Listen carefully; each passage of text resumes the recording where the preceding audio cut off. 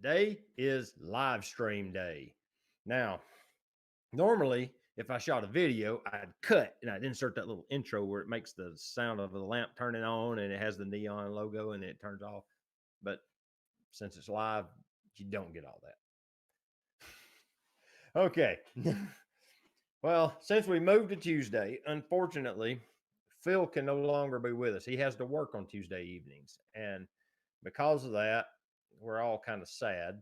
But the the Thursday thing from the outset was only temporary due to the COVID stuff. And now that the COVID stuff is shutting down or going away, or however you want to phrase it, we're back to a different day. That's why we're here on Tuesday. There's Bass Angler. What's up, buddy? I ain't gonna type all that. I can say hi. Okay. Um, I was gonna talk a little bit first about that wonderful camera and how I took it to Tybee Island with me last weekend. See my hat? I got me a hat. And because I forgot to take a hat with me. And well, when you don't have hair on your head, you need some kind of a burn intervention device. So I bought a hat. But look, Woody's here, Mike's here. Hey guys, glad to see y'all. Appreciate y'all stopping in. Got all y'all's photos, except maybe Bass Angler. Hey, there's Cuban. How you doing, Cuban Rum? Got your photos too. Yes, sir. I did get them. I did get your photos, and they are in the pool. So I did have time. Wasn't a problem. It was a little bit tight, but it wasn't a problem. There's Heather. Thank you for stopping in. Got your photo too. Yours is, and Phil. Whoa, he's sneaking, guys. He's at work. But I appreciate you guys stopping in. Yeah. Hope you got shots of the Tybee Lighthouse. I have one photo of the Tybee Lighthouse from a restaurant on the other side of the concrete fort wall. and I got a single frame looking over the top of that wall. That's the only photo I got. It was kind of a hurried trip. We were just there for a day and a half, basically. TV's here. Good to see you. Solar cards all good. Nice going, dude. Excellent. Phil, send me a text message to remind me to talk to you about cars. I got a question for you. It just occurred to me that you're a subject matter expert on that. There's Joy. Nice to see you, Joy. But yeah, we see Sierra turned 18 last Saturday. So we really didn't have, we had like some tentative plans to do some stuff here in town, and it was supposed to thunderstorm all day Friday and Saturday. So we threw together a spur of the moment trip to Tybee Island. We loaded up. You sent that text message right away. But um we loaded up me, Teresa, Sierra, and we took Sierra's boyfriend Gus with us, and we just loaded up the truck and went. Yeah, we drove down there Friday morning, went to the beach, played in the ocean all of Friday afternoon, checked into the B&B, went out to eat, things like that. Then Saturday, well, Friday night, I went down to the pier because there's a big fishing pier on Tybee down on the south end of the island. Went down to the pier to do a long exposure photo. That was going to be my ringer photo for the stream tonight. All right. Had this huge elaborate plan on how I'm going to go down there and get this epic 10-minute exposure of the ocean under the pier. I had done mapped it out on Google Earth. I done figured out where I was going to stand. Two things I didn't take into account. The tide. It was low tide instead of high tide. So the ocean was all the way out at the end of the pier. So, like 6 of the posts are actually in the water instead of like most of the pier. And the weather. there was a front blew through that evening. We're out there in the dark with flashlights trying to get this photo, and the wind is blowing the rain sideways under that pier. And I'm trying to use this XT3 on that little Manfrotto Be Free tripod, and it's trying to blow it over. So I wound up hanging my whole camera bag from the tripod to put enough ballast on it so it'll sit there while I get my photo. And, you know, I've inadvertently enabled long exposure noise reduction. So if you do any long exposures, you know that, say, I took a 4 minute exposure. Well, then it runs another 4 minutes with the shutter closed, and it takes that noise data from that black frame and it uses it to cancel the noise from your photo. So it takes a 4 minute blank screen exposure and then it merges that in software in the camera. So that's like 8-10 minutes every time you do one. Well, it didn't take the rest of them long to get tired of standing out in the freezing cold, blowing rain in the dark, to get sick and tired of me sitting there taking picture after picture, trying to get a decent exposure, and the wind blowing the tripod, and the pictures are blurry. And after 4 or 5, I just throw it in the towels. Like, we're done. So at that point, we pack it all up. I get a seashell in my flip flop, in between my foot and the flip flop, and stab my foot with it. It's just like, it was like a comedy of errors all the whole way. Finally, get back to the hotel room, and we're only like 1 block from the beach. It's literally about a 5 minute walk. It's not far. We just walk down there. By the time we get back, we're all ill and tired of it. So we just lay down and went to sleep. RD, good to see you. Checking this. Everybody's checking in. Nice. But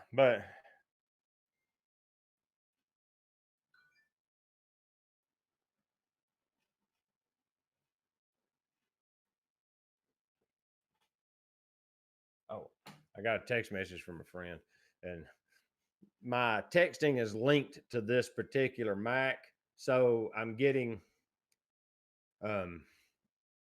text messages are popping out on the side of the screen. So it's a byproduct. Sorry about that.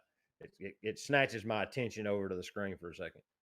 But yeah, we had a really good time, and then turn around Sunday morning. We got up real early after we messed around Saturday. We went for a photo walk. I was going to go back down to the pier on Saturday afternoon. I had 10 stops of ND and a circular polarizer, and I was going to go down there during the day and try to get one during the day instead, and hopefully go when the tide was in. But by the time we got back from eating lunch and the photo walk, we decided that we wanted to go stand up paddleboarding as a family. So we went and did that. And by the time I got back from that, I was done. So I didn't go back. But I did drive the drone around a little bit. So I put a video together. It's currently on this little tiny memory stick. I'm gonna upload it tonight. It'll go live sometime in late June is when it'll show up. But there's a whole video about it. But it's you guys get to hear about it first. So, Aaron, what about your last few days? What have you been up to? Oh, I've been running around down the holler and up and around the mountain, Smoky Mountain. Yep. No, I went on a vacation, I guess. Had to get away.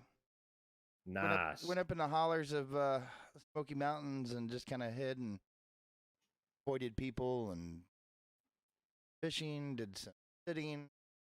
Did a lot of Nice. watching. Tell you which ways the creeks flow. Studied them intensively for hours at a time. Did photography too. It's a weird. It was usually I go out there photography. There was a good bit of photography, but it wasn't. I'm running out to get a. I got a camera. Wow. Yeah, there was very little tripod action. Did a couple. It's, Did a couple little shots in Greenbrier and one more. I wound up being 500 with the 150. Nice. Got pictures of elk and got a barred owl and turkeys, of course. The infamous turkeys of Cades Cove. The ones that me and you can never seem to find except one on the side of the road. We saw a white turkey when we were going through there. Wow. There was a white, and every time we would head down that road to like Cades Cove, that white turkey would be out there.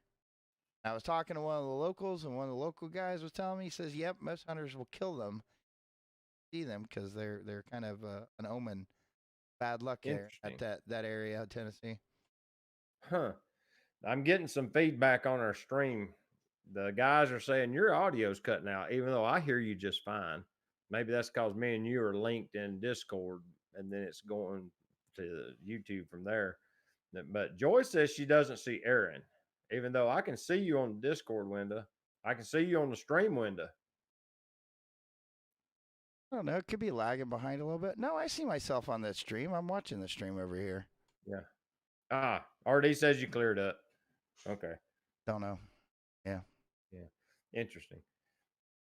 Yeah, everybody. Thank you, Vanessa. Um, be sure to like the stream. I always forget to remind everybody to do that. And she did it. Thank you. And hi. Appreciate you stopping in for the stream. Yeah.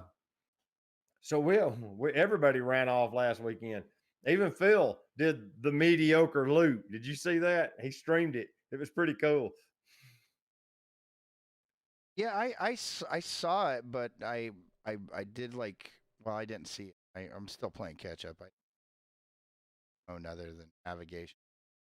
Yeah, you was kind of still out of townish, but yeah, I watched some of his stream. I come in late to the party. He had done made probably 2/3 of the loop by the time I got online, or maybe 3/4 of it. But yeah, they took the boat and went around in the lake and went around a bunch of islands and came back to where they started. Took him, I think he said it took him a little over an hour. And it's pretty good stream because he can just, since he's kind of in the boat, all he can really do is chat. So you don't have a lot of distractions, kind of like you do in the regular world. He's confined to this one area. Plus, they were going by the osprey nest, and you could hear the ospreys complaining about it. It was pretty cool. A lot to complain about, ospreys. Yeah, the ospreys will complain about you. This is what I noticed. Well, when I used to build communication towers down there in Florida, Mm-hmm. they're on a protected species list, and you have to get a special permit because they'll nest on top of a tower. Uh-huh. And so That if you got to go service anything on the tower or the tower itself, you got to get this permit, and then they forget to send the memo to the ospreys, and the ospreys are not very friendly animals, believe it or not. They look beautiful, but they're very cantankerous and scratchy and clawy. So their body's scratchy. yeah, every time I see like Mark Smith post a picture of an osprey, I'm like, oh, those blasted things, I hate them. But I spent 5 years, climbing around and buzzard and osprey feces and being attacked by them. So it's a little. Uh-huh. I have a little different view of those fish chickens. That's a pretty good one. Phil says he'll be doing the mediocre loop again, and it's a regular thing for him. That's one thing about it. He don't let barnacles grow on his boat. He gets it out and actually uses it. But isn't like Chattanooga all freshwater? Yeah. I heard you get barnacles in freshwater. Well, you get moss then. You get something that grows on the hull of the boat that's really nasty looking. Oh, look, Max emerged in curfew land. That's right. They put Omaha, Nebraska on curfew. Every cell tower on Amnicola Highway has an osprey nest on it. Yeah, and I'm the guy that used to have to go up there and change the light bulbs on the towers, replace the coax or the antenna. Yeah, Mm-hmm. they're very territorial, not They friendly do. birds. They do not want you on the tower with them, huh? One guy we worked with, he had to go to the hospital. He got like 20 stitches in his head from the talons. Ow. Yeah. Who was it I was talking to? I was talking to somebody, it might have been you, was talking about red-tailed hawks and the talons on the hawk, or it was an eagle. No, it I wasn't can't me. remember. Um, it was somebody that's a falconer, does falconry, and they said if you ever make the mistake of landing one on an unprotected part of your arm, and they run their talons in, it said it's like the strength of their talons, their claws, the flesh part is so high that they can just push those talons through your arm slowly. And they said they're razor sharp. So it's like being slowly stabbed with ice picks, and you can't stop them until they decide to release. You know, and it's like, and it's a very painful event. Who was? I don't remember who I was talking to about that now, but they were into falconry, and it was a very serious thing. Yep, that's where you get those big old leather gauntlets on there. Yeah, most of the people around here do the red-tailed hawk, and they wear welding gloves, and it works fine. Which a hawk's a little lighter duty. Yeah, bass angler says a bald eagle has 1,000 pounds of force on its talons, half a ton of force. But you realize how big its foot is? It's as big as my arm. I mean, that's it. It's huge. Their legs are enormous. Massive creatures. They're a lot bigger than you realize when you see them. Like they have one of those rehabilitation sanctuaries at Dollywood. Dolly Parton helps rehabilitate injured bald eagles. Where goofballs shoot them and stuff, and they'll heal them up. And if they're releasable, they release them back into the wild. And if they're not, then they have them. They have a large habitat built in Dollywood that goes way up in the trees, and they let them live in that habitat if they ain't releasable. And they're enormous. Shoot, they're 2 and 3 feet tall. They're huge birds. We were Yeah, looking. algae. We Yeah, were we were Joy's there, right? looking for eagles out there, but we didn't find any in the park this past week. Yeah. I kept seeing a lot of, I think they're called snowy egrets, and then some other taller white bird, some kind of snow hill crane, maybe some kind of tall snow white bird with a big S-shaped neck, and then a smaller one. I think the smaller one's called a snowy egret, isn't it? Phil, you'll tell me. I'm pretty sure it is. There was a bunch of them on Tybee Island, like everywhere.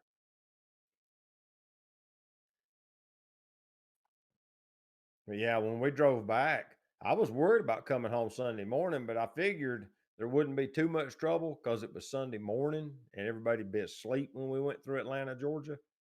But Saturday night in Atlanta, Georgia, it was sporty, and I was kind of worried about coming home. I actually thought about going around, and it taking several more hours just to avoid Atlanta. But we Oh, passed right through it without a hitch. I mean, Sunday morning wasn't a big deal. I do that even when there isn't a protest going on. Oh, dude, I 75 right through the middle, full speed ahead.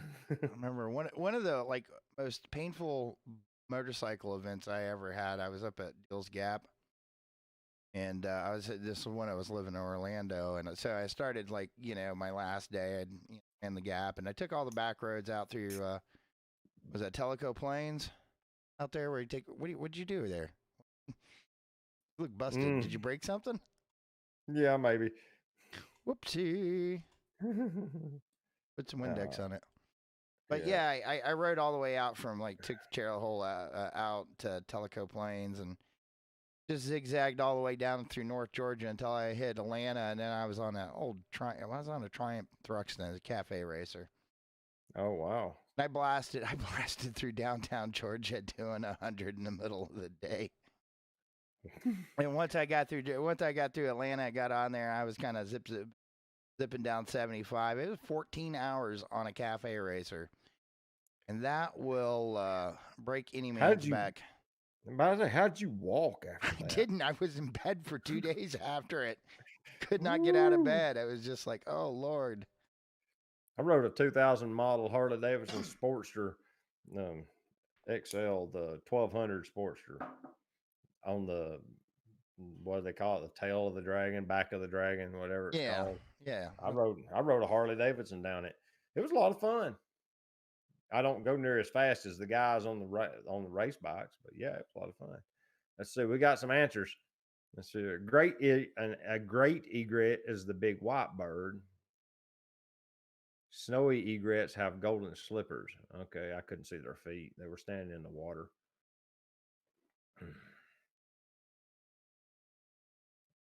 We also refer to them as them cattle birds. Yeah, yeah. The little short birds that Yeah, hang out with the cows. yeah. They always like running out there with the cows. Sometimes you catch them on the back of a cow. Joy asked, "How many pictures this week? Do you have a count?" 31, 3-1. 31 photos, man. You guys brought some interesting photos to the table this week. When you put long exposure on the table, some people got a little carried away with that. There's some multi-minute exposures in these this week. It's interesting what you guys went out and done. I think if y'all are ready, we'll go ahead and do that. You ready? Yeah, hold on a second. Set up. Because they're really interesting photos. Those are cattle egrets. Oh, okay. I told you they're called the cattle birds. Yeah, here. Hey, look at that. There you go. There you go. Off to the photo. Yeah, jump it in. All right. Some of these have backstory, and I will jump over and read the backstory as I can. Let me see here. Let me get this pulled up. There we go. All right. Let's see. What's the name? John Van Veen.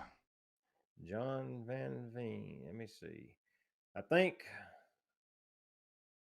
Whew, there's a lot, and they're kind of scattered, so it'll take me a second. Yeah, here we go. City bus. No, it might be. Let's see. No, that's a different one. That's the one before this one. That's this one. Here we go. Let's see. That's the same one. All right, here we go. Now, that's a train. Yeah, you have to have the explanation because they're almost what do you call it? Abstracts.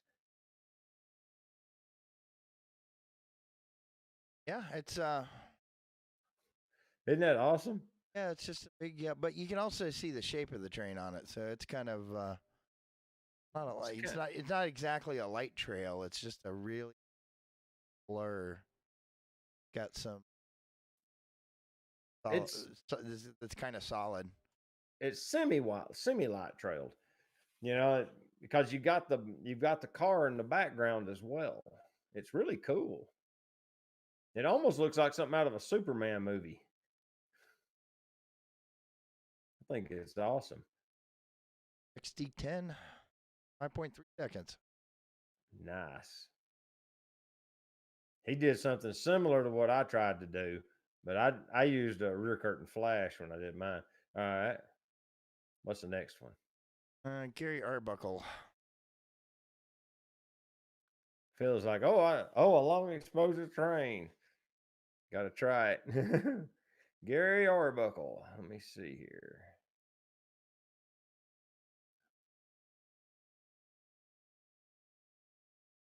I'm scrolling through the emails, y'all. There's a lot of emails. Maybe I could search the email faster. Yeah, here we go. Found it.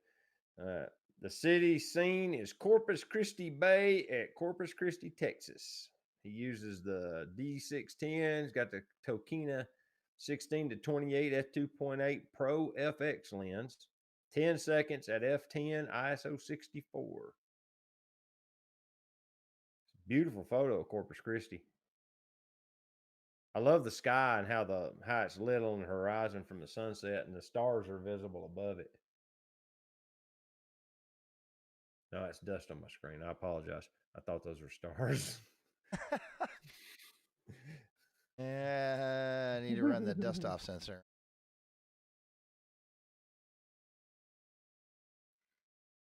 He says the f-stop looks wrong in the exif data. Oh, he's talking about the train photo, I'm pretty sure. Thank you. What you got next? Mike Mitchum, number 2. Mike Mitchum.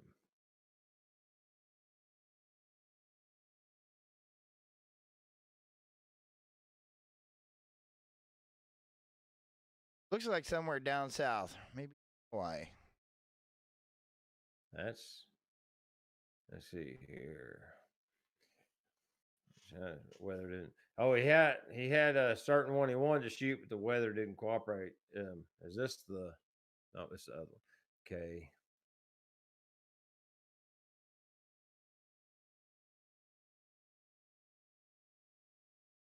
The waterfall inside the Gaylord Hotel in Nashville. It's 18 photos at 1/6 of a second stacked, giving a 3-second exposure. Oh, okay. Oh yeah, that works. They have a huge botanical garden inside of the Gaylord Opryland Hotel, which I think they took Opryland off the name, but it used to be the Gaylord Opryland. We stayed there one time. Huge botanical garden inside the hotel. I mean, like probably easily 15,000 square feet. It's enormous.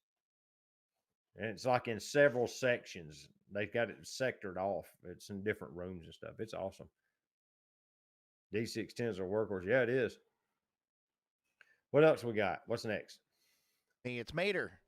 The Mater picture. Ah, you get to describe this one. Yeah, I took this last year. I just threw it in there because I'm not done with my vacation photos yet. But a friend of mine actually owns this running tow truck, and they doctored it up so it looks like Mater off of Cars cartoon. So I took it out there in the back of property one night, and I think this is like 6 or 7 exposures, and it's all light painted. Go out there with various gels and stuff on my flashlight and just paint it all up. That's what I was about to ask you. Did you just put gels in front of your flashlight as you illuminated different areas of the vehicle? That's pretty cool. I like that. Yeah. So I mean, that's where you get to see, like, I think if you look real close, you might even be able to see me in this. Oh, where you're walking around lighting stuff up. Yeah. Firefly. I thought there was a ghost Like a of me in there. ghost. Yeah, it's a ghost of me. That's cool. Yeah, it's a cool way to get something on there. Like you just get unnatural lighting and stuff. Like, it kind of looks like I didn't get the bottom of that too well. It looks fine. It was just something different to do. Yeah. What's next? Another one from Gary Arbuckle. All right. Let's see.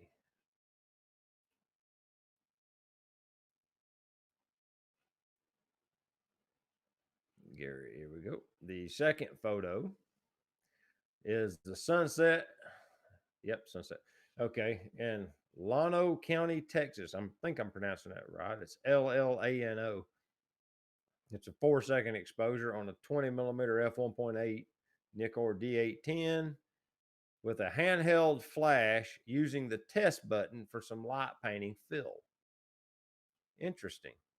So he lit up the building and stuff by just popping a flash handheld while he was getting his exposure on the background. Yep. Interesting. I like it. This is a really cool photo. Reminds me like something. There's a guy, I forgot his name, but he Australian guy, does some amazing long exposure. He does like night scenes, does a lot of light painting, old stuff. Kind of reminds me of one of his photos. I can remember It his name. reminds me of like what's the Thomas Kincaid paintings? It sort of gives me that kind of vibe. I mean, it's a pretty cool photo. Yeah, I like it. It'll work. Yeah.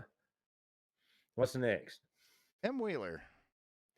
Tim Wheeler. Now, Tim Wheeler was getting creative. As I read about his, let me pull his up. Let me find his name. See, I got to organize these better so I don't have to hunt them because I'm scrolling up and down in the email to find the email. Yeah, here we go. Says, I thought you might be amused by this 3-second exposure of me and my brother. I was watching your Young No video and have two which are currently okay. I use the 560 radio to fire the cheap old Ellen Chromes. You know how they're just cheap old flashes. Using the Young No receivers. If the speed lights fail, I continue to use the radios, which I find very reliable. But yeah, isn't that cool how he's got that? It's almost like double exposures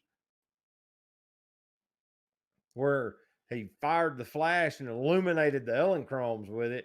But the Ellen Chromes are apparently running the modeling lights, so they're getting motion blur on the people. I thought that's a pretty interesting way of doing it. It's an awesome effect. If it's what I'm trying to, I guess, say. Almost like a double exposure. Yeah, a triple exposure almost. Yeah. Yeah, you better find Jacob's His email email. next, because this is going to be that jigsaw. Oh, okay. Yeah. Um, if you can, we can jump over to his other one, and then we can go ahead and show both of them at once. That way, it'll make a little more sense. All right, I can do that. All right. Show the jigsaw first, if you want. Yep, there's the jigsaw. Okay. What we got here is a photo by Harold Ross. Okay. This is Jacob's inspiration. He was looking for, let me see here. This week's challenge was a tough one for me, he says.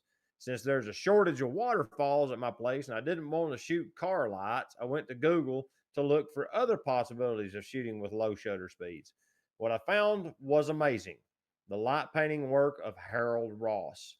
Never heard of him, but the technique is really cool. And he's got a link for me. And he says, maybe I'm just ignorant or should have known the technique already, but it is through your assignment that I finally did it. So thanks again.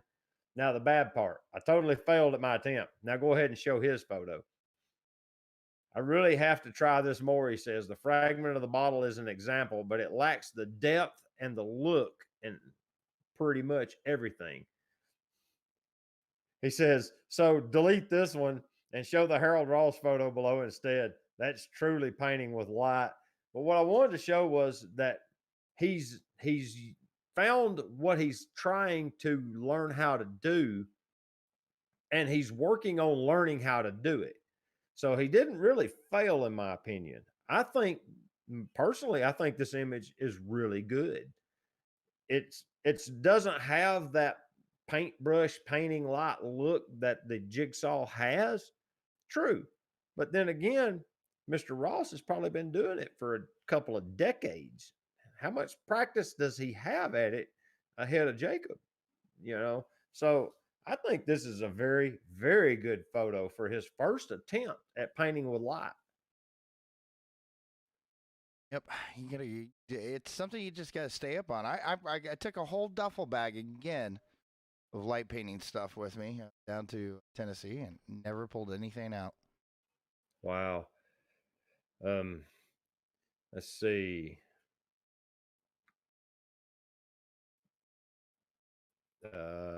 Hold on a second. RD was asking what time of the day was that shot. Can you go back to the previous one before the jigsaw? No, before that one. I think it's the one of the shed. Yeah. Oh, okay, I think this is a sunset photo. I'm pretty sure it's sunset. All right.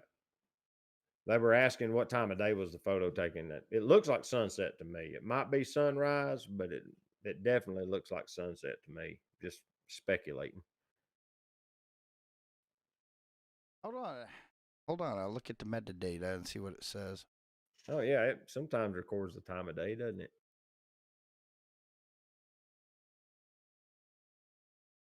Yeah, that one is what RD said. He wants to know. Yep, capture time 7:37:01 p.m. October 13th, 2000 something. Okay, so it was right at sunset. Interesting. Yeah. Nice. Right next is John Van Veen, number 2. John. Okay. This one, Wide. I have to back up, scroll down to John. He sent his in early, so his are down here. Yeah. Let's see. Yeah, this one I think is the bus. This is a city bus passing by me at the campground late at night. Yes, it's the lights of one bus. It says, anyway, have fun with the stream. That's a single bus passing by. Isn't that something? You kind of tell it because you know the orange row of dots is the kiosk on the side that tells you where it's going. It's got that scrolling banner, and then the rest of it's just marker lights. Check that out. You know, like if you zoom in into this thing, it's got some weird looking patterns to it. Yeah, you can tell that. And that bus, the route it's driving, it's janky. Look how windy it is when it makes the turn. That's awesome. I really like this picture. I like it for the colors. You have, you got the greens and you got reds and you got the blues in the sky. You got the whole color wheel. I really like images that carry the whole color wheel like that with prime colors. For some reason, that just looks really good to me. I don't know if everybody else likes it or not, but I thought that's really cool. But those are tail lights, the really, really bright ones that bend in the corner, because that's the only way you could see them on the other side of the bus when it makes the turn. You couldn't see them as it went by you unless it was tail lights. So those have to be the back tail lights. Yeah, that's pretty cool. And the tag lights are down here at the bottom. I'm assuming that's what the white lines are. It's pretty neat. What's next? Who Joe is this? Wilk, number 2. All right. Ah, here we go. I have Mirror Lake, Arkansas. That's all it says. He did not elaborate beyond that. I like the waterfall. I like how it almost looks like steps. It's a really pretty composition too. His other one is really cool as well. Wait till you see it. It's right here. Ah, yeah, look at that. He framed the waterfall in the doorway of some old stone structure. I thought that's pretty good thinking. That whole framing within a frame is pretty neat.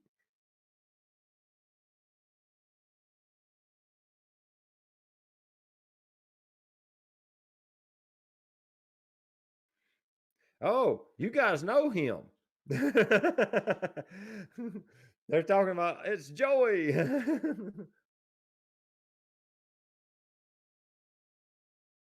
have hollered at RD when I was down there.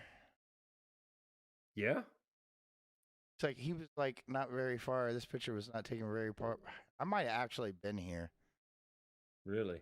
Oh yeah. You know Big what it looks Creek. like to me?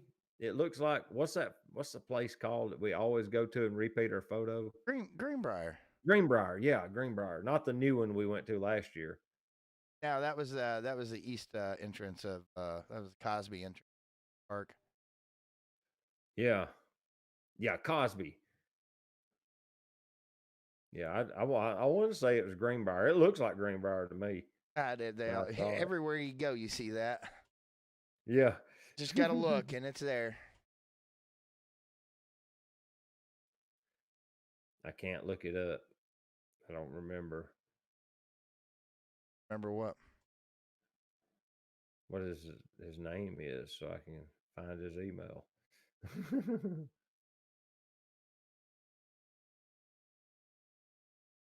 Found it. This was taken in the Big Creek area of the Great Smoky Mountains last October. I could have told you D- that. yeah. D7500, 12 to 24 f4 and filters, ISO 100, 10-second shutter at f11. It's real pretty. It reminds me. Now this one does remind me of a Thomas Kincaid. That's what that's just something that, it's just has that beauty to it, that inviting appeal. Oh, we got one of Mike Mitchell. Why does that look like Arkansas?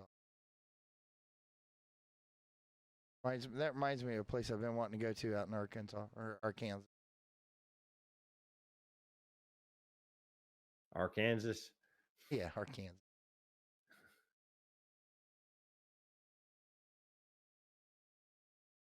Yeah, this is Stars Mill in Fayetteville.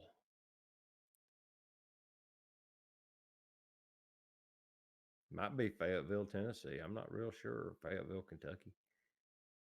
6-second exposure. Even though the EXIF says 155, 155th of a second, he says that's because it was windy and I stacked the 155 second image on top of the long exposure and masked out the blurry tree movement. Oh, he took a regular normal exposure and froze the leaves and then masked out the blurry leaves so that he wouldn't have blurry trees. Yeah, that's a great way to do it too when you got a lot of wind rolling around. Yeah, I didn't think of that when I did mine. When I did my long exposure landscape stuff, I just have blurry leaves. Good job, dude. That's really thinking outside the box, and it paid off. It's a beautiful photo. I love how it slicked off the water. I don't know what this is all shot. It is. Yeah, and I don't. That's all it says in the email. It just says all shot. No, and it says Who's the email from? all shot. 2 words. Okay, It so the says. email was from All Shot, and the name of the photo is All Shot. Well, I renamed it that so that let's see here. The photo is named 202-00601 underscore 213424. Okay. so rather than have that easy to remember name, I thought I would rename it the name of the person that sent it. But Okay. It's Suck Creek Canyon just outside of Chattanooga. Oh, okay. So it's a local, somebody local to us took that photo. And I don't know who it is. I don't even know if it's a man or a woman. It could be anybody. I But don't know. It could be a car salesman for all we know. yeah, it might be somebody double dipping. That ain't you, is it, Phil? Or is it Heather's alter identity? See a bunch of emojis down there.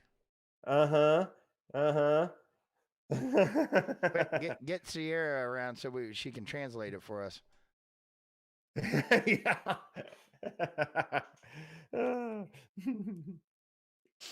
You know you're getting old when you need somebody to translate emojis for you.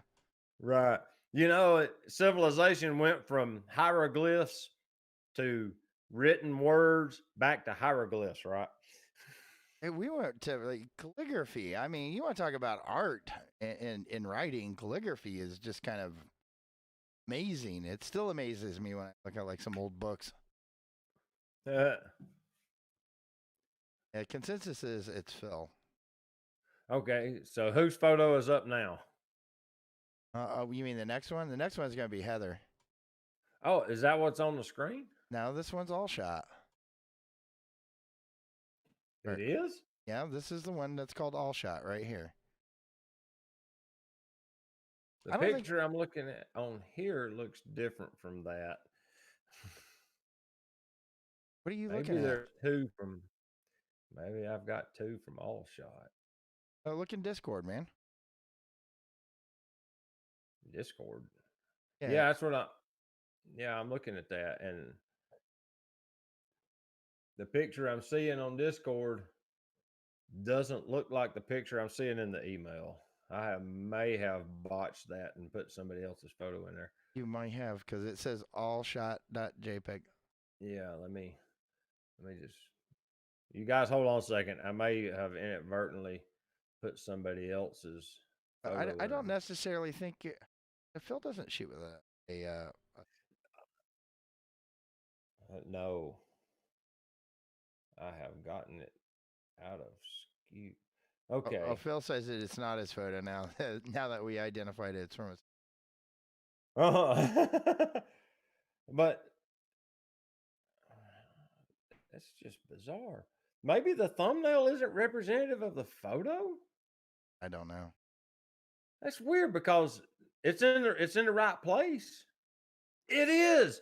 Now that's weird. It's the right photo. That's weird. The thumbnail is like 3:2 normal aspect ratio for a computer screen, and it's just the upper third of the photo in the thumbnail. So that's what threw me. The stream itself isn't in the photo, in the thumbnail. It's cropping all that out because of the way it puts the thumb in. So yeah, it messed me up. I apologize, everybody. Uh, Or we get to see Heather with her new lens. oh, look at the colors.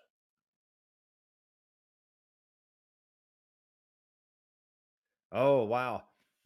Phil's saying if you go to Suck Creek, you better make sure you don't have anything visible that they'll do what it takes to get in your car. They'll break the windows out if they have to. What is that? Where that previous photo is from? Yeah. It's interesting because it's right at the at the foot of Signal Mountain, which is a pretty nice area. The top of the mountain is.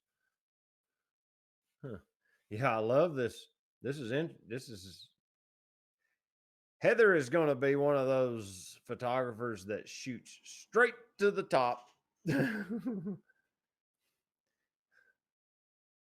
She sent hers in early too. She didn't do like Phil and wait, like till 15 minutes before the stream went hot. I think I had hers. Yeah, she sent it the 24th, last Sunday.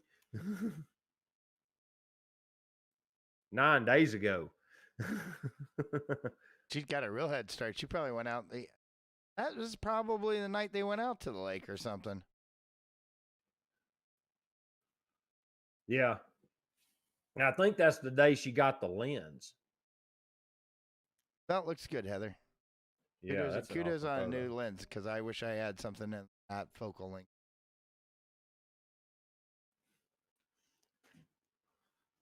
Nice. Got one from Woody. Ah. Let's see here. Woody Mallory. Here we go. The Woody photo one was for my wife. We planted hydrangea 3 years ago, and it was taking that long. It has taken 3 years for it to bloom. He says they were told that's normal. They're taking it 2.5-second exposures.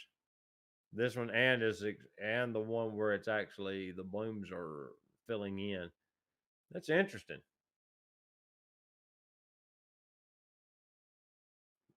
The purple one. I guess that's Woody Yeah, number 2. yeah, yeah. That's it. Beautiful, isn't it? Oh, Heather took that picture at the Osprey Nest at Blythe Ferry. Now that's the Osprey Nest where the female got tangled up in fishing line and passed away. I'm pretty sure because Phil was talking about that in his stream.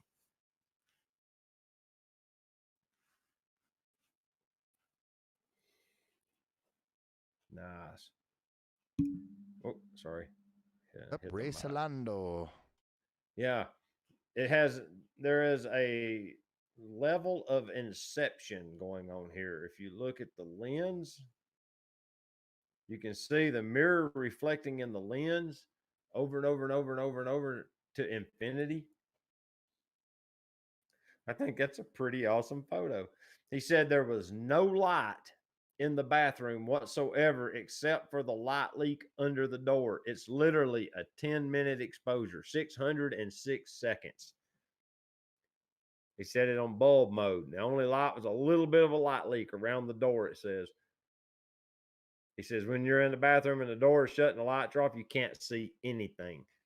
And in 10 minutes, that much light leaked under that door.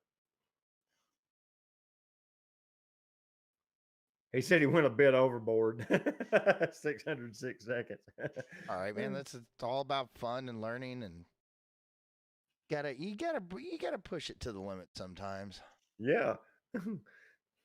I did some light star trails one time at 10 minutes, and because I know I can see the North Star from my porch, so I set up my D7000 one night and photographed the North Star in the frame so that the rest of the stars rotated around it, and it looked pretty cool. I'd have to look hard to find them photos. They're on the hard drives that are lost. I would have to dig deep to find those photos. That was some of the first weird stuff I'd done with that camera because I got the remote control to it, and it was a little wireless remote, has one button on it. That's the ones that controls the D7000. And you hit it once and it would open the shutter, and you hit it again, it would close it in bulb mode. Dave, this photo is pretty cool, man. Oh, thanks.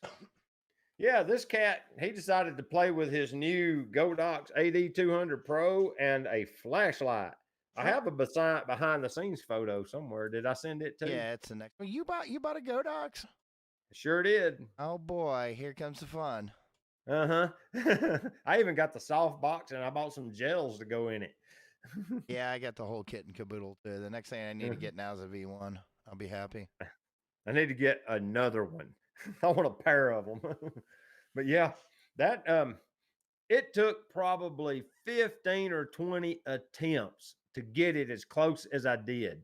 You can see if I'd have been smarter about it, I would have hung up a black sheet in that other room, because if you look close in the photo, there's enough reflected light reflecting off of those windows in the back that you can kind of see them. They're exposing a little in the streaks, but I had to. If you look close in the upper right corner, you can see that window in the back behind my hand there.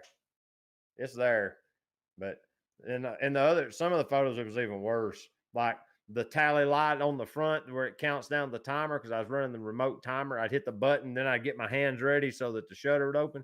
When that light would blink and the shutter would open, before the decay time would expire on that little tally light, it would reflect off the window and put a white dot in the frame up above my hand.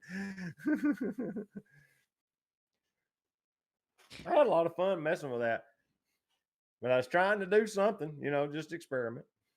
Thank you, guys. Yeah, that's that's like product photography right there. Like Yeah. if you were to sell, if that was going to be like a new lens coming out, that Mm-hmm. would be something that would be marketable right there. Now this was taken with the XT3.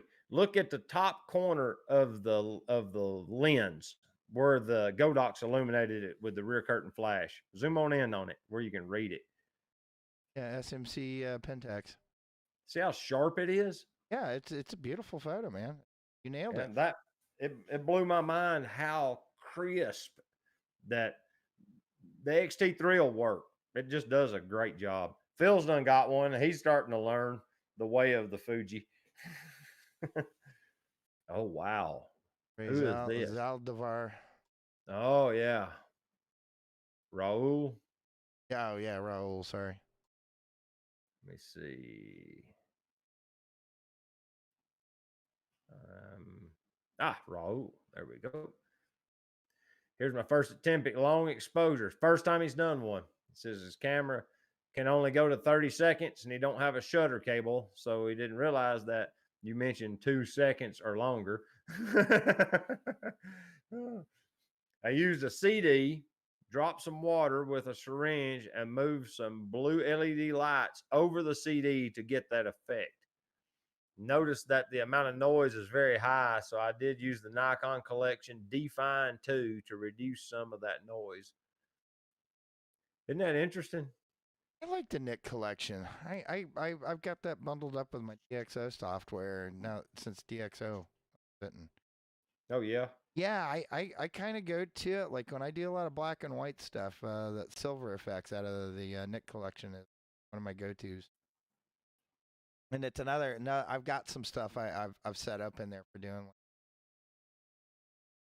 Yeah. RD says that it almost looks like the dome shape of the bubbles are inverted. It's interesting. And go down instead of up. It does, doesn't it?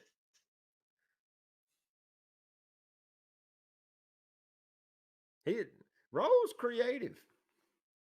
I'm not sure if he's here right now. I don't think I've seen him comment. He might be lurking, but yeah, that's a really cool photo.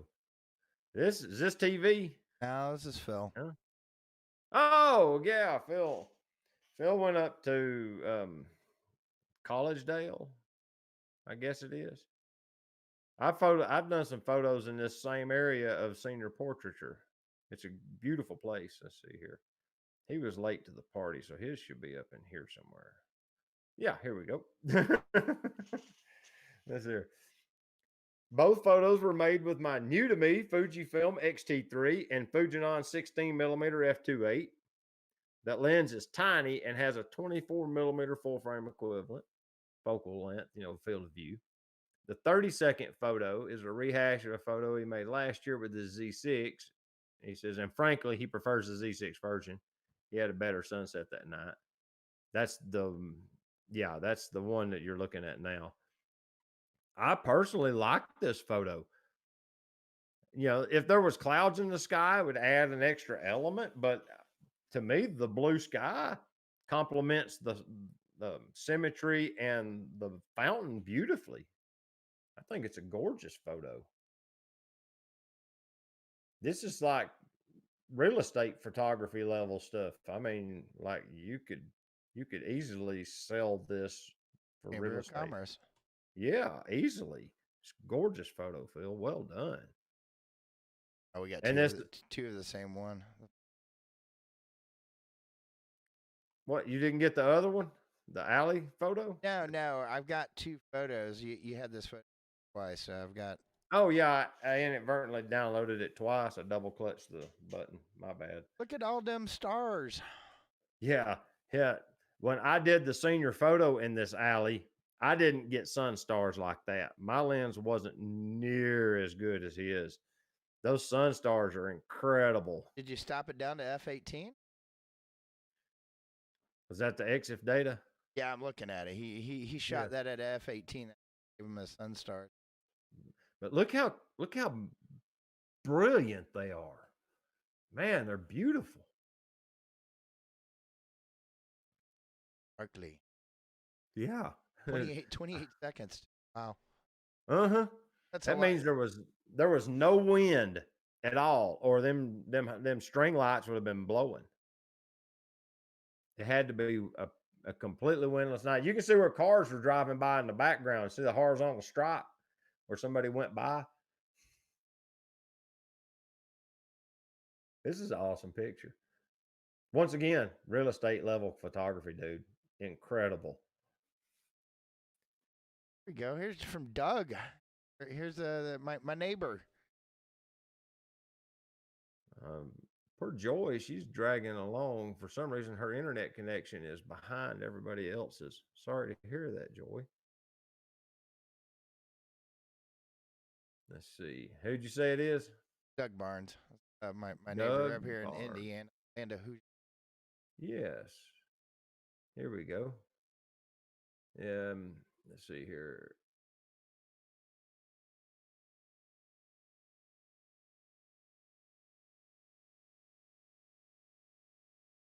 Yeah, he said sorry. There's no info on working on. Yeah, I was reading it. Hobbies. Nice. All right. Yeah, looks good. He says he's been working a lot. Work has been quite insane this past week, dude. Thank you for participating. You're not obligated to send a description. Yeah, yeah. Don't put yourself in a bind for the live stream. You're doing the right thing. So thank you for sending pictures. We're good. Oh, Doug, by the way, there is a nature park down south of us toward Bloomington. Got to dig up the find it. I'll hit you up and he said this is Stone Arch Lake at Camp Atterbury. 25-second exposure. See, I was going for water that looks like that. That smooth water. That was my goal.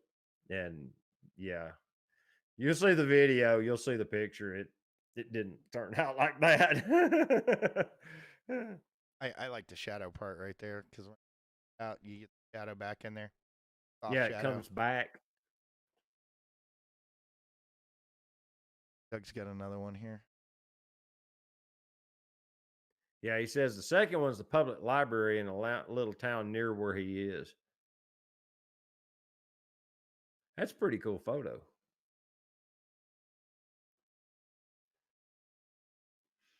Welcome to Indiana.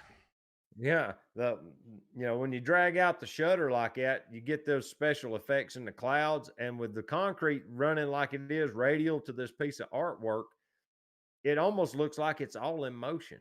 That's a pretty slick idea. That's a good composition. I like that.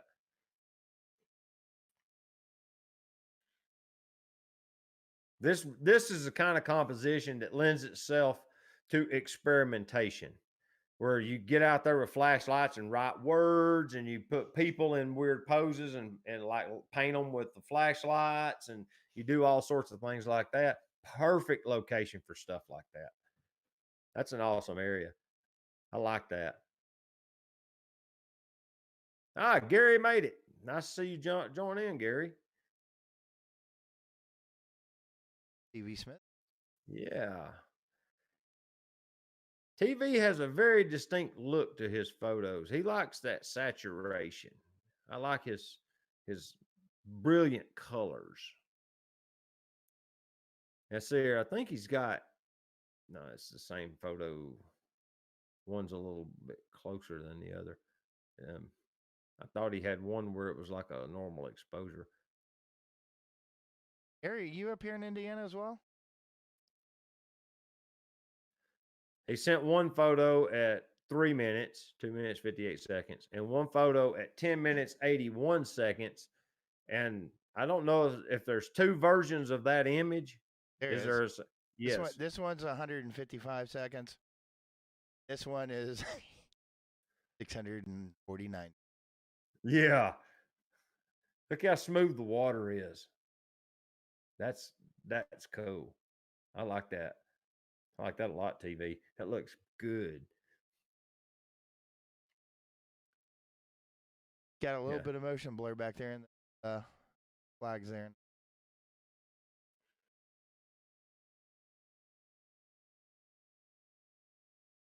Joy found. Looks like you can skate on that water. That's cool, isn't it? Yeah. Better late than never.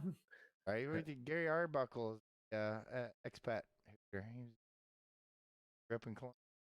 All right. Yeah. This is Joy's photo. Yeah, we're looking at Joy. Okay. Oh wow. It almost looks like a painting, the way the water is. That's a beautiful little waterfall. It would be almost impossible to get that photo in the spring and summer because of the trees leafing up. You can see it looks like the trees are just starting to bud or it's still wintertime. I can't really tell. That might be pine trees in the background, but this is a wintertime photo. You can tell it's like you couldn't do this photo in the summer. It just wouldn't work because you wouldn't have the depth behind the waterfall. That's really awesome. I like that. Which, which when you if you watched Phil's stream the other day, the photo I submitted was Middle Creek Falls with a half-second shutter or something like that. Yeah, I like that. That's a really cool photo, Joy. Thank you. Two more. Aha. Let's see. That long exposure out there in Florida Flats. That's right here. That takes me back home, literally. All those long needle, Oh long needle. yeah. Dude, how long? And that's lightning in the cloud, isn't it? That's why it's lit up like that. Well, it could be a thunderstorm, but Florida get lightning down there. Yeah. You get it here some in the summertime. A lot of times you get it in June and July. You'll get what we call heat showers in that late afternoon, and it'll be thunderstorms. with a lot of lightning, and it normally doesn't hit the ground a lot of times. It's upper atmosphere stuff like that. That's a cool photo, especially with the stars. And it even kind of looks like, if you look close, it looks like the Milky Way is in there. Probably he says it's mahogany Everglades. Yeah, that glow that glows what probably Miami City. Yeah, Mockley could be a Mockley too. Depending. it's beautiful. That's a photo that I would print. And his other one, probably, I There's yeah, I'm his kind other of one. torn. Yeah, go ahead and show his star trail. Yeah, I like this, but for me, I like what he's done. He's put Polaris inside that tree. But I'm one of those guys who likes to see the dot Polaris. It's just me, but it's just that's what I like. I like this too because it draws your attention to the three trees, and you have the three trees, and it's just symmetry all around. This is a really interesting photo. But like when I wanted to see Polaris not stretched out, and then all the stars around it growing, like he's got it here. I thought I was. What am I trying to explain? I don't know. But the point is that I like what he's done. I like it a lot. I really do. It's just I would have only moved it out to where I could sing Polaris. But then it probably wouldn't work if you did that, just truth be known. The image probably wouldn't. Uh-oh. I'll keep hitting my mic. That's This is a it. cool We photo. got through all the photos. Wow. Incredible. Go back and do it again if you want. Yeah.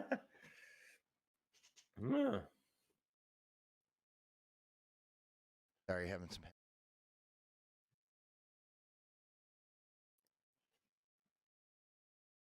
Go back to Joy's photo.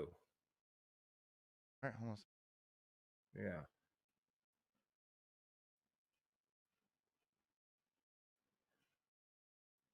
She's going to sell you one of these Tamron lenses. Gonna sell who? You I don't need any more Tamron lenses. need this one. What is it? That 10 to 4 that she didn't like? No, it's the 18 to 400. Oh, that's the one that Heather just got too. Yeah. One lens to rule them all. That's what Phil keeps saying. She's got it choked back to 18 millimeters, closed all the way in at f10, 30 seconds. Says she didn't want to show up empty handed. But yeah.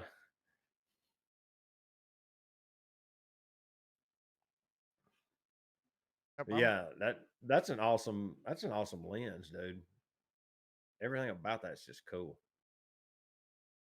Read that article that came out this week on Nikon rumor about the top lens. DxO Mark published some best lenses paired with a D50. Tamron and Sigma were up there on the top. They knocked Nikon right out of the park on some of the stuff. Yeah, they did. That's an incredible. That lens they got that one right. Hey, Jeremy showed up. Hey, Jeremy, pretty much every photo was a banger except for that one by that guy who's doing the stretchy lens in front of with his hand. That one was kind of crappy, but the rest of them have been awesome.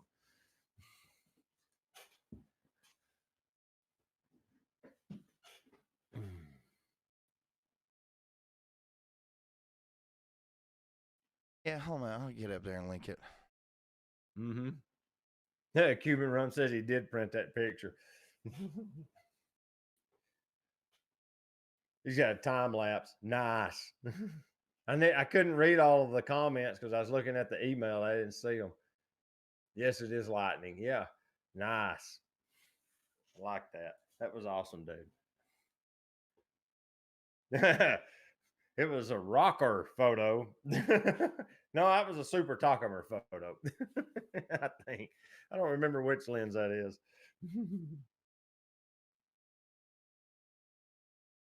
Richie Ridge, yeah.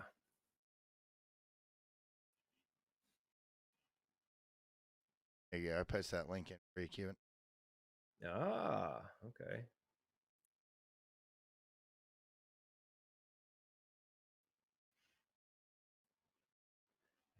The photogs have um, said it.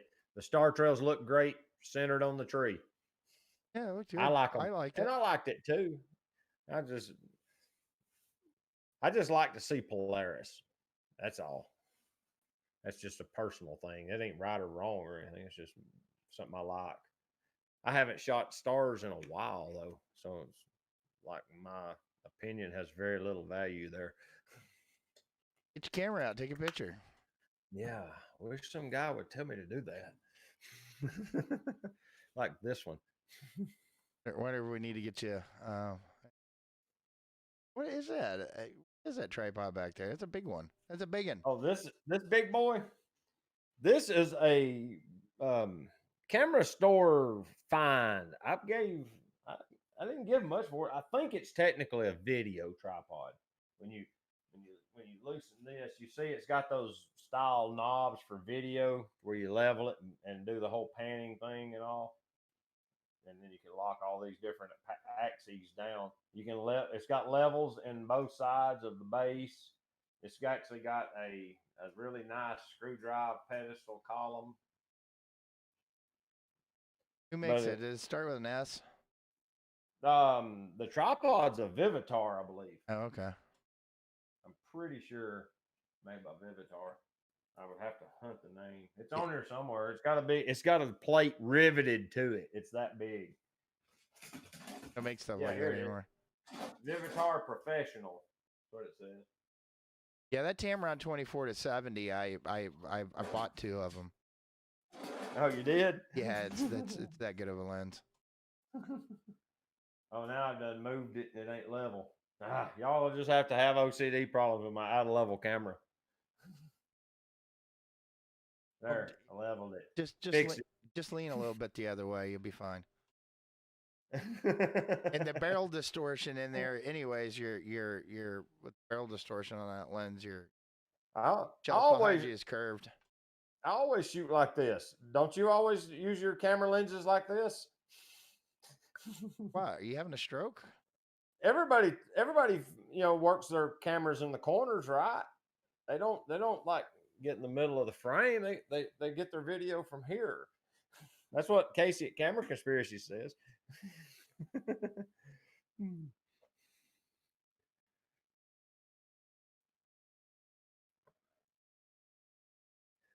Jeremy's going to hook me up with a place to get a decent star photo. All right. Let's see here. Phil said he made a time lapse at the astrophotography star party, and one of the pictures in the time lapse was one of the guys pointing his laser pointer at Polaris. It made for a nice photo. Awesome.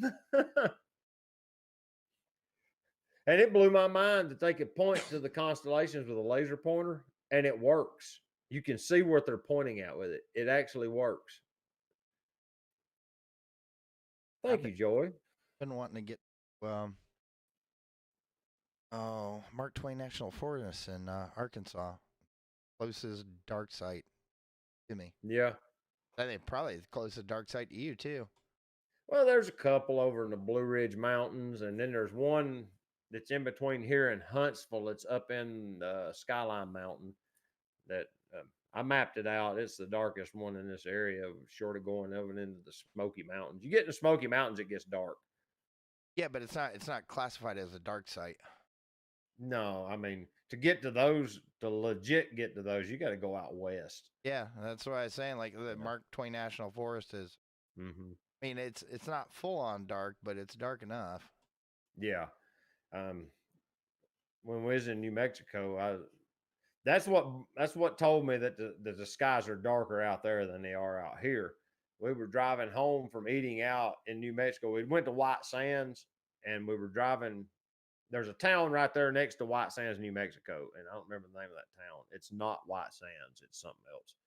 And then we were staying in a B&B up in the mountains about 25 miles east of that little town.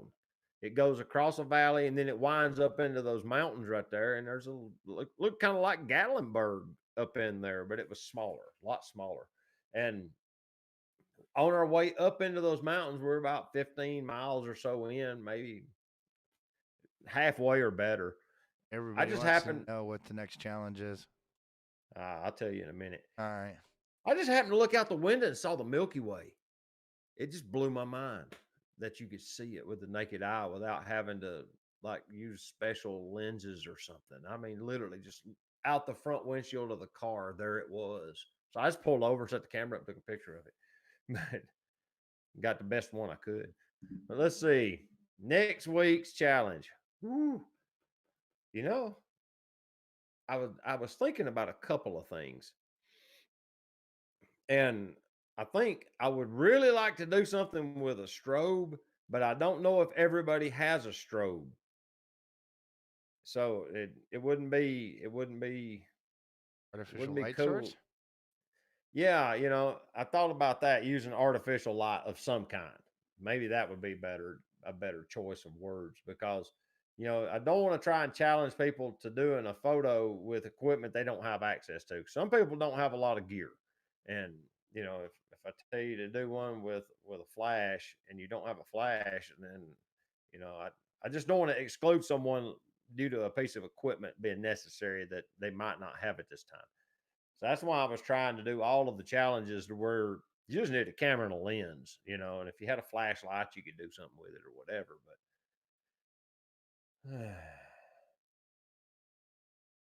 hmm, I had two, and what sucks is I've drawn a blank on them.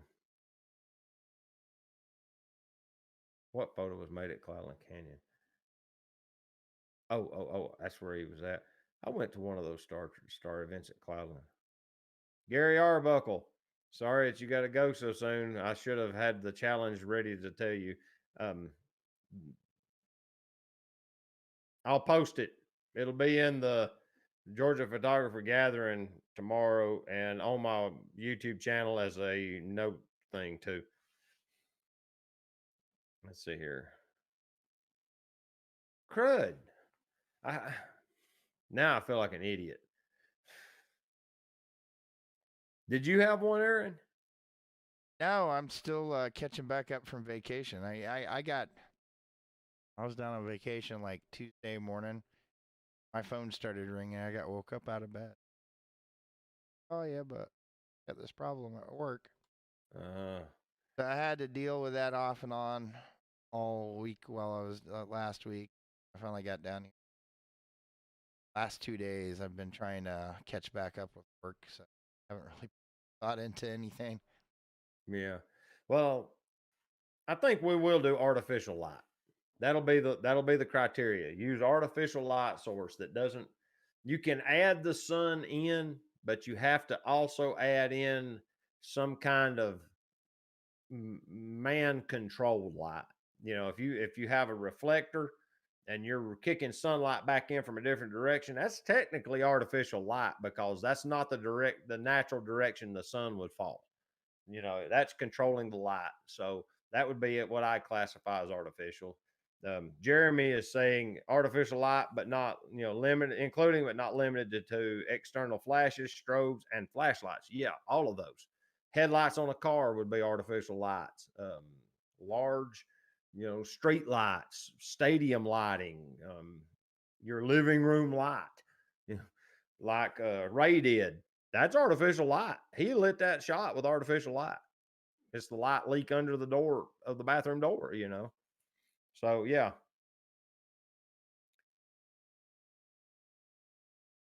Woody come in and said, "How about street photography?"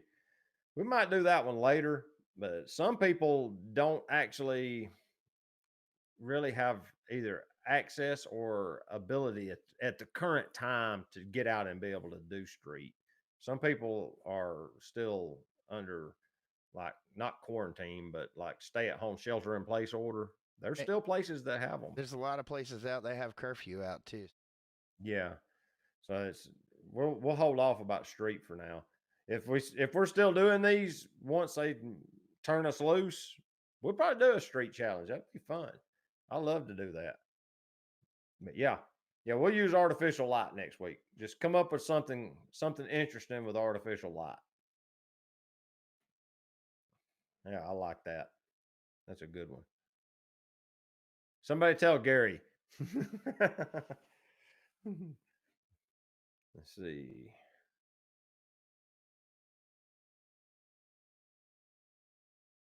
RD said, so the ones that do will participate and maybe others will learn from your subjects.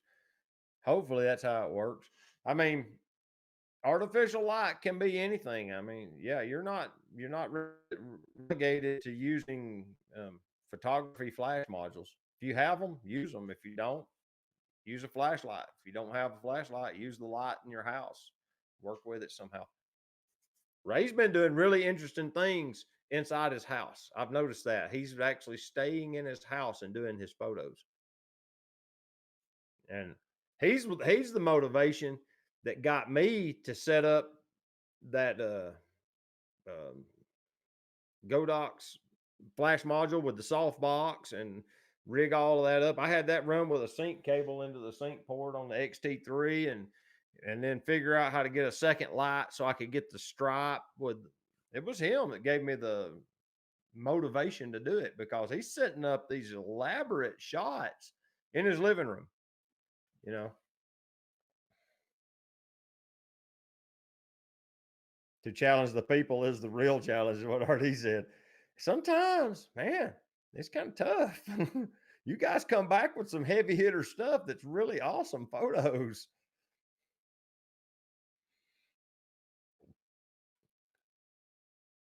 Now, Joy, the challenge is take a photo of something with artificial light.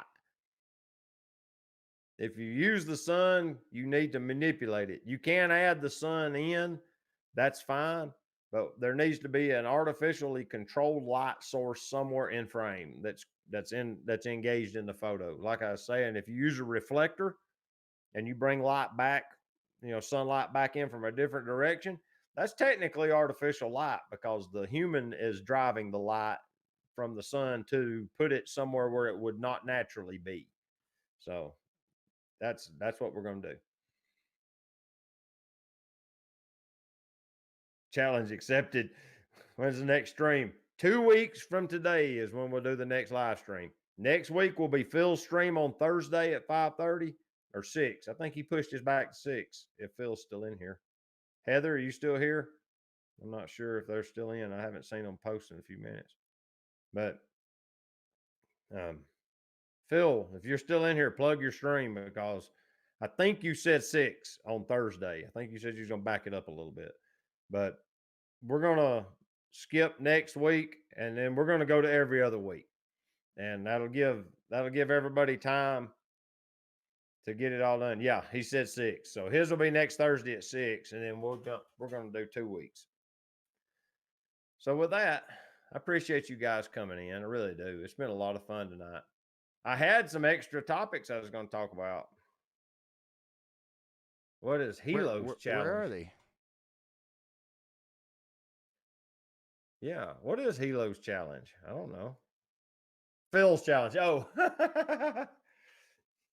thank you. Not all. Phil, type in what your challenge is because honestly, I was going to have to rewatch your stream to see. Mine is do something out of your comfort zone differently in different camera, different genre, do something. Yeah, that was it. Yes. He wants you to step out of your comfort zone of what you normally photograph and do a picture of something you normally don't do. Yeah. And it's a good one. I like that challenge. I like that a lot. And he said it in his stream best. The first one was something you're super comfortable with, and then the next one is something you're totally not comfortable with. I thought that's a really good idea. Yeah. Oh, I got it. We got it.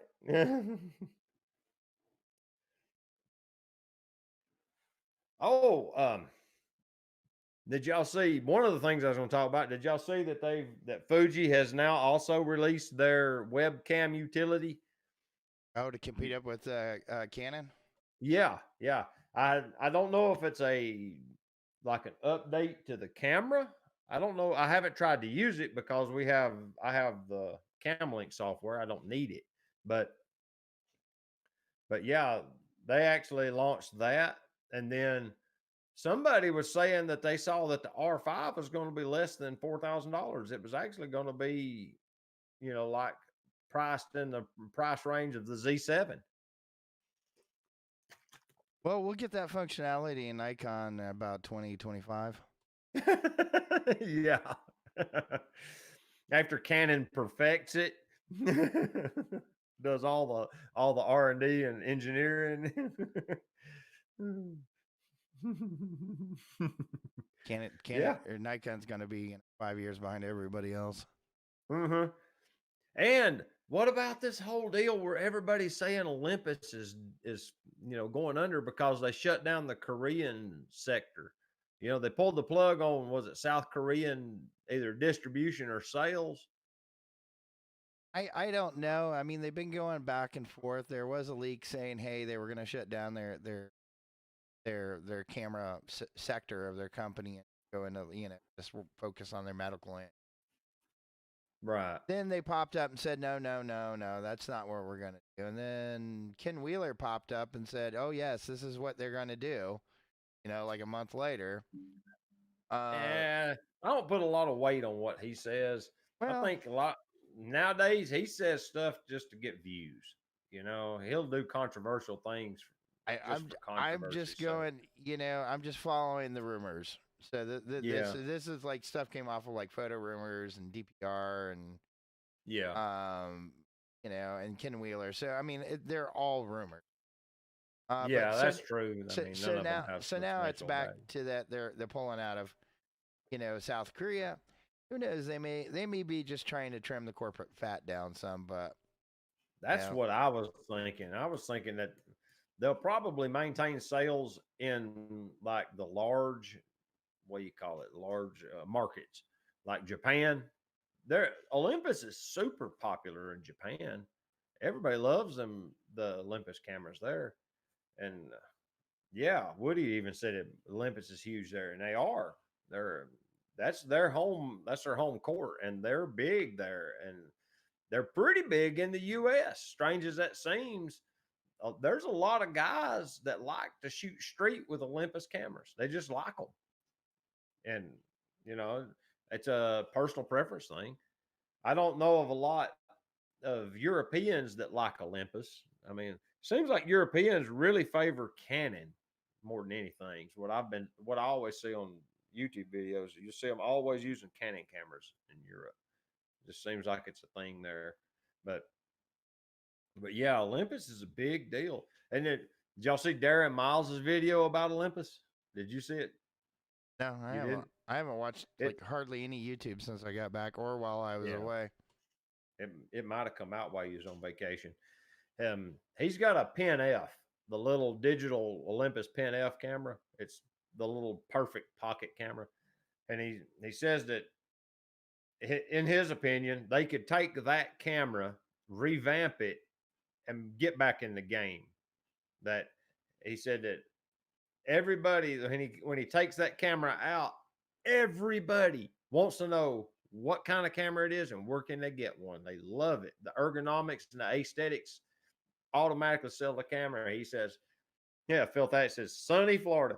Sunny Southwest or Florida or South Florida. Sunny Florida. Yeah, where he throws his hand up. Yeah. But he said that operationally the camera's atrocious, that it's got all these issues that it needs addressed, and that if they would just fix about 4 or 5 key things, he honestly believes that camera would bring them back if they just fix those 4 or 5 key problems that it has. I've been to a couple Olympus events up here, and it's cool that they'll come out and you just I have a couple beers, and you're around a bunch of other photographers, and they just hand cameras and go out and take pictures.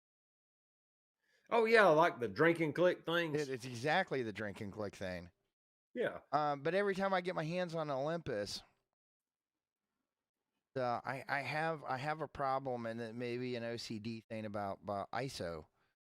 One, I like to be able to access the ISO menu fairly easy, control it Mm-hmm. fairly easy. Not been able to do that on any camera.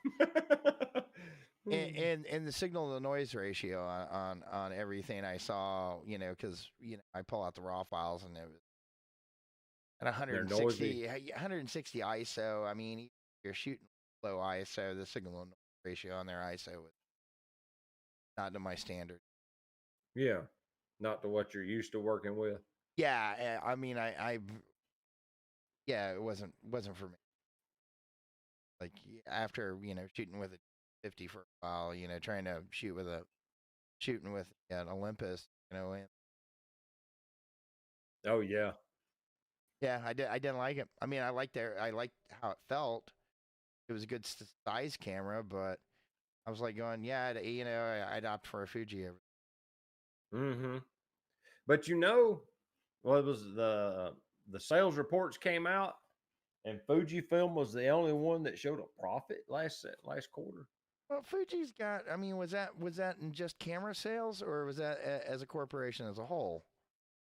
I want to say it was the camera division because Tony Northrup he does the report every year when the sales reports come out, and he goes over the reports and talks about what he's found in them, and and he always gives his opinion on what he thinks is going to happen. Sometimes he's right, but he speculates. That's the word I'm looking for. But he was talking about Fujifilm was the only camera company that actually showed a profit last year. That everybody else showed losses, even Canon, because the market as a whole overall has been shrinking for about 8 or 9 years now, and there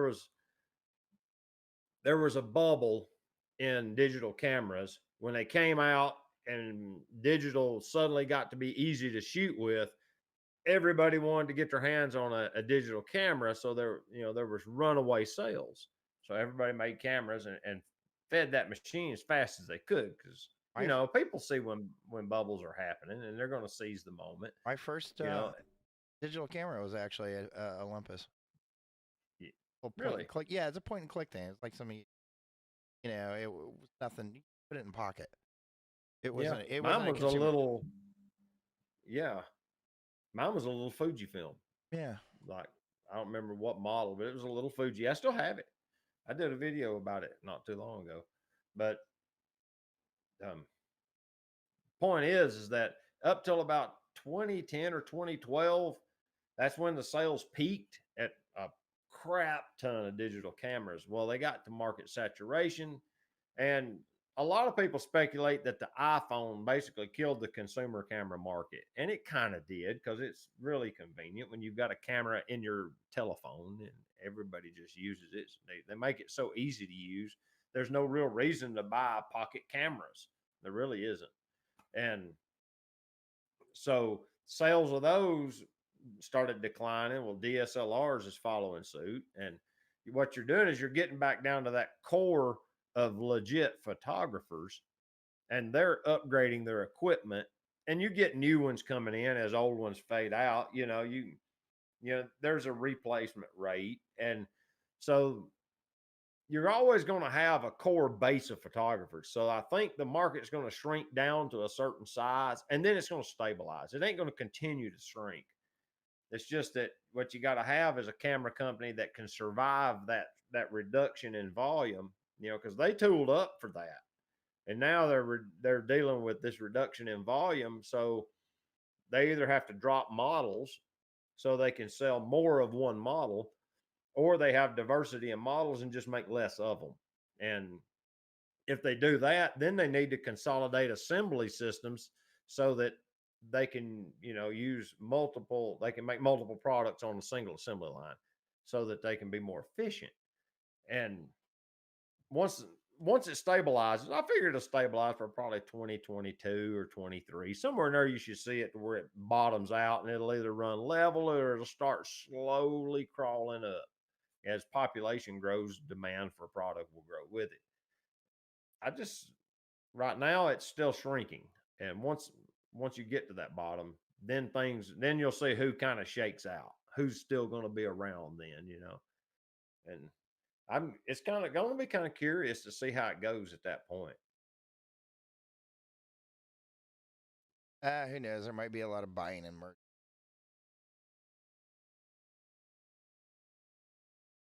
Mike Mitchum says, think it was he's talking about Fuji, I believe.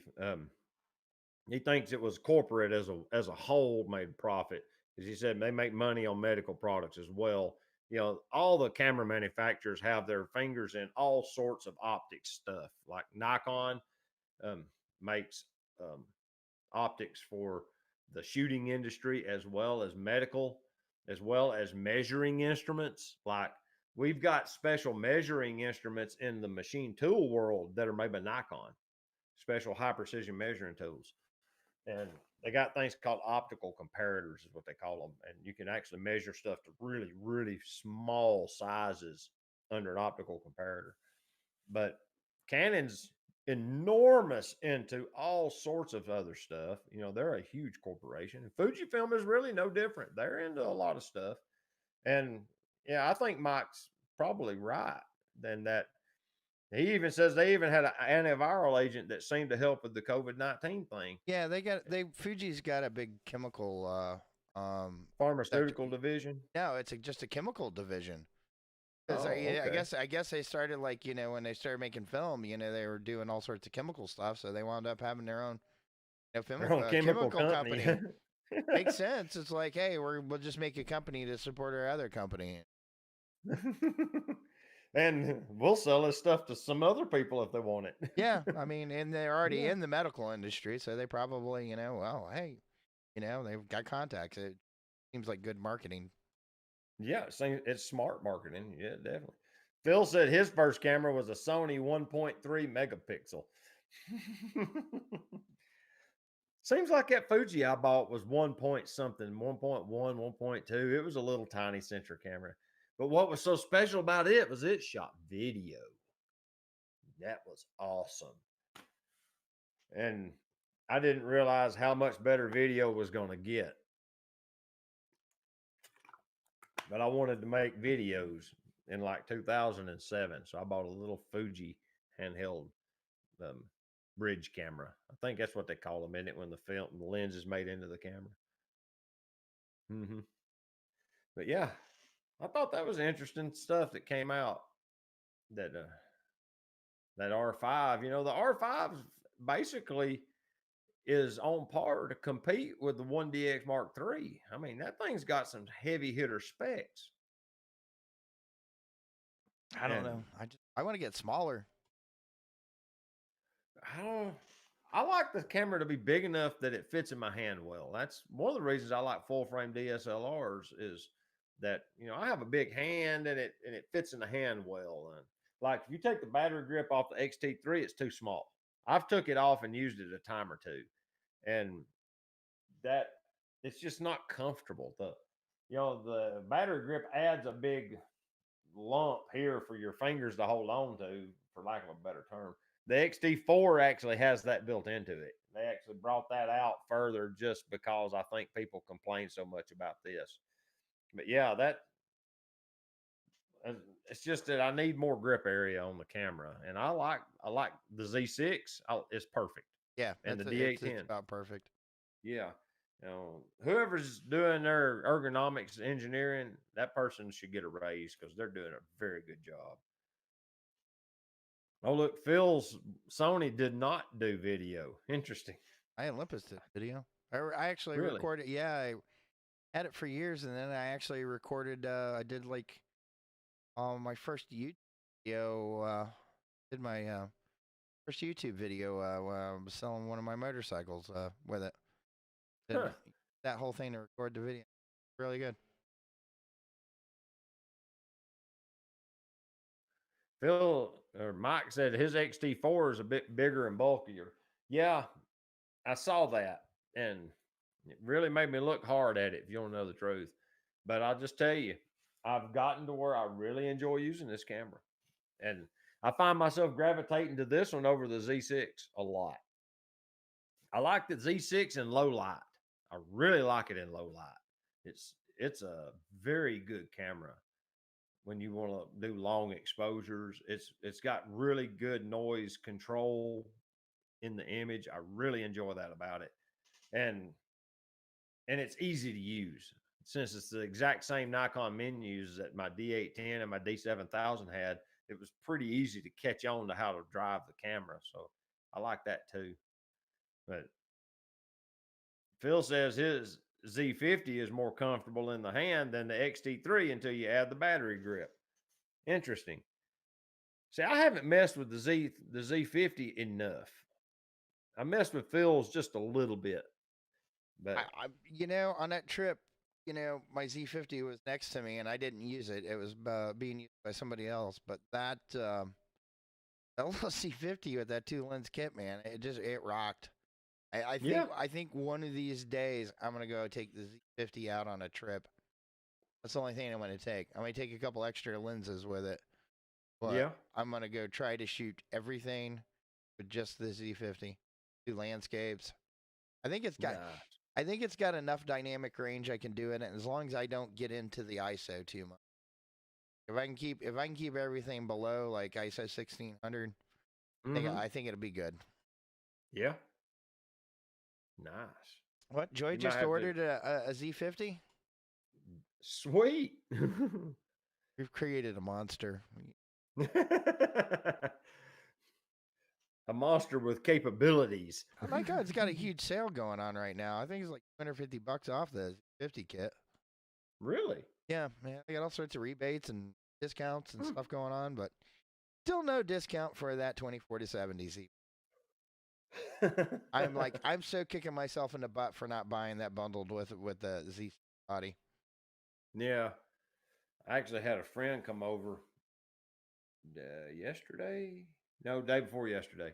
Came over day before yesterday, and we talked about it. He's going to get a DSLR or a mirrorless camera for work, and um, their purchasing system has already got SKUs in for Nikon cameras, specifically the D850 and the Z7. And the reason they're picking these really high megapixel cameras is they're doing a lot of macro photos and they're wanting high resolution detail. And they have a really bright work surface that they put the devices on that they're photographing. So they have plenty of light so they can stop the lens down and get good depth of field. And they're, and he was talking about how he wasn't sure if he wanted the mirrorless or the DSLR. And I was like, man, if you get to pick, go with the newer system. If you're going to use it for work and you want longevity in the system, go ahead and get the Z system because they're working on the lenses for that. They're not going to quit making F mount lenses for any time soon, but are they really dumping resources into research and development of F mount glass right now? I don't think they are.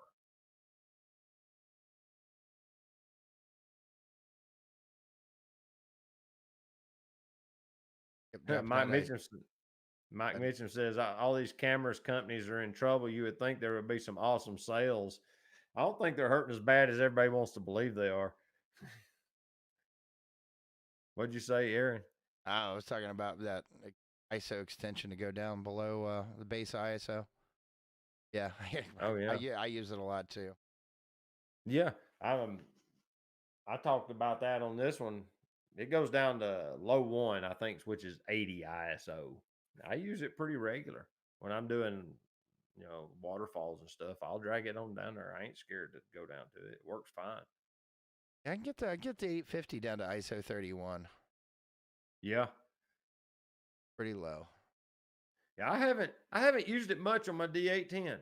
I've got some ND filters, and um, you'll see it pop in there at ISO 64. You can pretty well slow it down from 64 pretty easy. So I haven't had to do it with it much. I've never that I can think of used it deliberately. I don't think I have. But yeah, it'll go down to low 1 on the DX10 as well. Teresa signed in and put a decimal point. That means time for dinner. Maybe. I don't know. I didn't hear them come back. Maybe they did.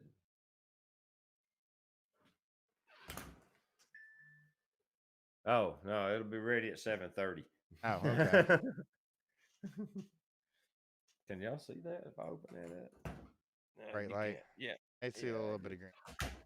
it's overexposed.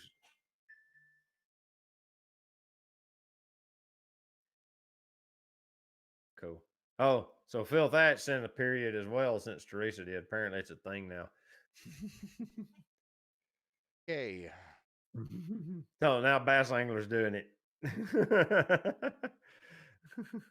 There, I got in on it. Have to tell Teresa she needs to check the text message history. Oh no. Aaron sent CQ.